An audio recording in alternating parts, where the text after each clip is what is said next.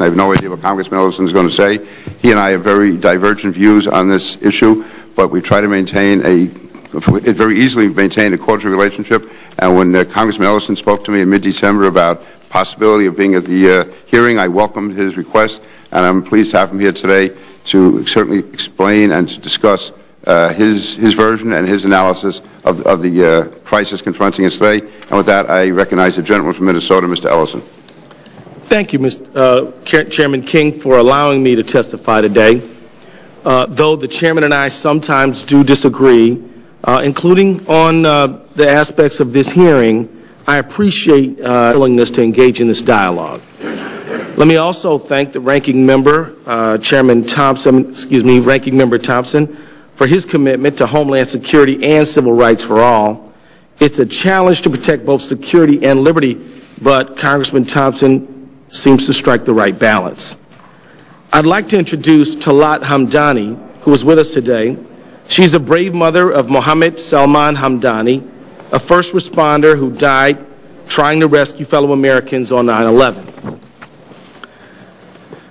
I'd like to make 3 points today, Mr. Chairman. First, violent extremism is a serious concern to all Americans and is the legitimate business of this committee. Second, this committee's approach to this particular subject, I believe, is contrary to the best of American values and threatens our security, or could potentially. Finally, we need increased understanding and engagement with the Muslim community in order to keep America safe. Let me elaborate on my first point. Understanding the roots of domestic terrorism is the legitimate business of the House Homeland Security Committee. I share the chairman's concern about violent extremism. I voted for the Violent Radicalization and Homegrown Terrorism Prevention Act of 2007, authored by Representative Jane Harman. This bill was a common-sense approach to studying violent extremism in the United States. After gathering more feedback from the community, I expect to introduce a similar bill in the future. I recently made a presentation sponsored by the Center for American Progress called Strengthening American Security, Identifying, Preventing, and Responding to Domestic Terrorism. My presentation there addressed causes of violent extremism and solutions for prevention and intervention. The safety of our families and communities is at stake in our discussion today. We should apply the utmost professionalism to this issue, which leads me to my second point. We need to conduct a thorough, fair analysis and to do no harm. The approach of today's hearing, I fear, does not meet these standards. Today's hearing is entitled "The Extent of Radicalization of the American Muslim Community and that Community's Response." It's true that specific individuals, including some who are Muslims, are violent extremists. However, these are individuals, not entire communities. Individuals like Anwar al-Awlaki, Faisal Shahzad, Nidal Hassan do not represent the Muslim community. When you assign their violent actions to the entire community, you assign collective blame to a whole group. This is the very heart of stereotyping and scapegoating. This is the heart of my testimony today. Ascribing evil acts of a few individuals to an entire community is wrong. It is ineffective, and it risks making our country less safe. Solutions to the scourge of domestic terrorism often emerge from individuals from within the Muslim community, a point I address later in my testimony. However, demanding a community response, as the title of the hearing suggests, asserts that the entire community bears responsibility for the violent acts of individuals. Targeting of the Muslim American community for the actions of a few is unjust. Actually, all of us, all communities, are responsible for combating violent extremism. Singling out one community focuses our analysis in the wrong direction. Throughout human history, individuals from all communities and faiths have used religion and political ideology to justify violence. Let's just think about the KKK, America's oldest terrorist organization. The Oklahoma City bombing, the shooting at the Holocaust Museum by James Von Braun, and bombings at Planned Parenthood clinics. Did Congress focus on the ethnic group or religion of these agents of violence as a matter of public policy? The answer is no. Stoking fears about an entire group for political agenda is not new in American history. During World War II, the United States government interned the Japanese Americans and spied on German Americans. During John F. Kennedy's presidential campaign, his opponents portrayed a dire future for an America with a Catholic president. We now view these events of our past as a breach of our treasured American values. Let's talk about facts rather than stereotypes. In fact, the Muslim American community rejects violent ideology. The RAND Corporation, and highly respected research organization, released a report last year that states the following, quote, given the low rate of would-be violent extremists, about 100 amongst an estimated 3 million American Muslims, suggests that the American Muslim population remains hostile to jihadist ideology and its exhortations to violence. At a Justice Department press conference just yesterday, Attorney General Eric Holder said, quote, the Muslim community has contributed significantly to the resolution of many things that have resolved over the course of the last 12 to 18 months. Tips have been received, information has been shared, has been critical to our effort to disrupt plots that otherwise might have occurred. Muslim American community across the country actively works with law enforcement officials, from dialogues with Attorney General Eric Holder to community meetings with local police in Minneapolis. Recently, tips from many Muslim American community foiled 2 domestic terror plots, including the case of the Times Square bomber and the Northern Virginia 5. Law enforcement officials depend upon those relationships. A report by the Muslim Public Affairs Council stated that information provided by Muslim Americans has helped to foil 7 domestic terror plots and 40% of all plots since 9/11. A 2011 study from Duke University Triangle Center on Terrorism reiterated that 40% of the domestic terror plots that have been prevented with the aid of Muslim American community. This cooperation with law enforcement is rooted in relationships and trust, relationships we should nurture. A witness at today's hearing, Los Angeles County Sheriff Lee Baca, testified before the House Homeland Security Subcommittee last year. He said, to effectively detect and manage extremists, police need to have trust and the understanding of the Muslim communities who live within and outside the United States. Simply, police need public participation. As leaders, we need to be rigorous about our analysis of violent extremism. Our responsibility includes doing no harm. I am concerned that the focus of today's hearing may increase suspicion of the Muslim American community, ultimately making us all a little less safe.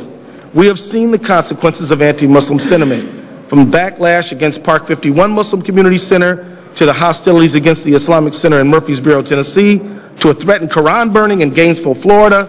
Zoning boards in communities like DuPage, Illinois, are denying permits to build mosques. At the height of the Park 51 controversy, a man asked a cabbie whether he was a Muslim. When the cabbie said, Assalamu alaikum, which means peace be unto you, the individual stabbed him. Dennis McDonough, the President's Deputy National Security Advisor, recently spoke at the Adams Center and at the All Dulles American Muslim Society. Mr. McDonough noted that Al-Qaeda Corps' recruiting argument is that the West is at war with Islam. A chief goal of our national security policy is to undermine this argument. This requires engagement with Muslim community at home and throughout the world. As President Obama said in his Cairo speech, quote, Islam is not part of the problem in combating violent extremism. It is an important part of promoting peace. This brings me to my last point, and I will try to hurry, Mr. Chairman, because I see the time. Okay. The best defense against extreme ideologies is social inclusion and civic engagement. FBI agent Ralph Bolter, head of the Minneapolis FBI, illustrates my point. He led a large-scale probe into counterterrorism involving local Somali Americans heading overseas to fight with terrorist organizations. He's now coming to D.C. to become the agency's Deputy Assistant Director in charge of counterterrorism.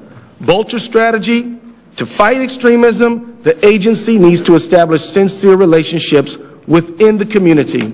Quote, we had to be able to show people that they could trust me, trust us, Bolter said of the local community.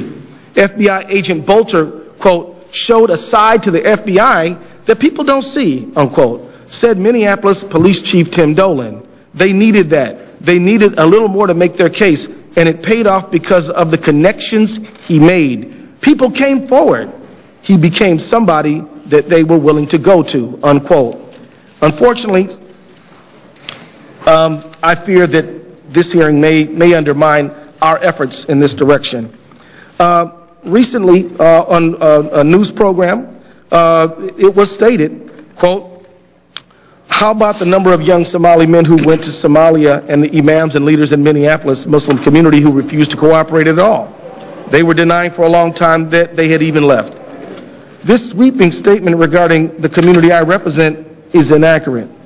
Unfortunately, why weren't law enforcement from Minneapolis invited to testify before the committee about the effective counterterrorism work that is going on in Minneapolis today?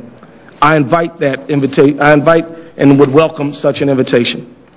In January, the Department of Homeland Security of the Civil Rights and Civil Liberties convened a youth summit with Somali American youth and law enforcement agencies in Minneapolis. The event attracted over 100 people, including U.S. Attorney, 3 Somali American police officers, myself, several law enforcement and security agencies. The meeting provided an opportunity for Somali youth groups to learn more about the various roles and responsibilities of the U.S. Department of Homeland Security and to discuss community issues and concerns with government representatives. Meeting participants discussed ways in which Somali youth and government entities can improve communication. Muslim Americans have been part of the American scene since the nation's founding. A little-known fact is that Cedar Rapids, Iowa is home to one of the oldest mosques in America. The Muslim community is just like the rest of us. Muslims serve our nations as doctors, lawyers, teachers, business owners, cab drivers, and even members of Congress. Muslim Americans live in every community in America, and they are our neighbors. In short, they are us. Every American, including Muslim Americans, suffered on 9/11. 29 Muslims died at the World Trade Center. 3 Muslims died in hijacked airplanes, United Flight 175 and American Flight 11. Muslims stood with the rest of America united in grief and in a resolve to protect America. Along with Americans of all faiths, Muslim Americans rushed in to save and rescue victims of Al-Qaeda's terrorism. Let me close with a true story, but remember that it's only one of many American stories that could be told. Mohammed Salman Hamdani was a 23-year-old paramedic, a New York City police cadet, and Muslim American. He was one of those brave first responders who tragically lost his life in 9/11 attacks almost a decade ago. As the New York Times eulogized, he wanted to be seen as an all-American kid. He wore number 79 on the high school football team in Bayside, Queens, where he lived. He was called Sal by his friends. He became a research assistant at the Rockefeller University and drove an ambulance part-time. One Christmas, he sang Handel's Messiah in Queens. He saw all of the Star Wars movies, and it's well known that his new Honda was the one that read with the Young Jedi license plates. Mr. Hamdani bravely sacrificed his life to try to help others on 9/11. After the tragedy, some people tried to smear his character solely because of his Islamic faith. Some people spread false rumors and speculated that he was in league with the attackers because he was a Muslim. But it was only when his remains were identified that these lies were exposed. Mohammed Salman Hamdani was a fellow American who gave his life for other Americans. His life should not be identified as just a member of an ethnic group or just a member of a religion, but as an American who gave everything for his fellow Americans. I yield back. Mr. Chairman. I thank the gentleman for his testimony. Mr. Chairman.